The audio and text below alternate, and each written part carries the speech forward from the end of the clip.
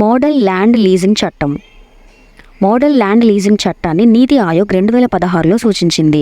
ఇది సన్నకారు మరియు భూమి లేని రైతులు కూడా భూమిని పొందేందుకు భూమిని లీజుకు తీసుకోవడానికి అనుమతిస్తుంది. ఇది సంస్థాగత క్రెడిట్ ద్వారా రుణాలను అందించడంలో సహాయపడుతుంది.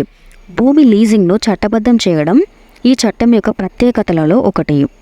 భూస్వామి వ్యవసాయం మరియు అనుబంధ కార్యకలాపాల కోసం పరస్పర అంగీకారంతో భూమిని లీజుకు ఇస్తాడు. లీజుదారుడు రుణాలు మరియు విపత్తు ఉపశమనం కూడా పొందుతాడు, కాబట్టి అతను వ్యవసాయంలో ఎక్కువ పెట్టుబడి పెట్టగలడు. దీనికి సంబంధించిన additional information.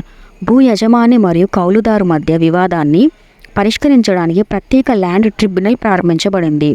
Model land leasing చట్టం 2016లోని కొన్ని లోపాలు క్రింది విధంగా ఉన్నాయి. భూమిని వాణిజ్య అవసరాలకు మళ్లించే అవకాశం ఉంది. ఏకరూపత లేదు.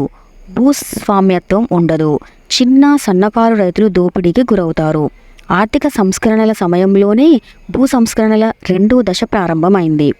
మోడల్ ల్యాండ్ లీజింగ్ చట్టం 2వ దశ భూ సంస్కరణల క్రింద వస్తుంది.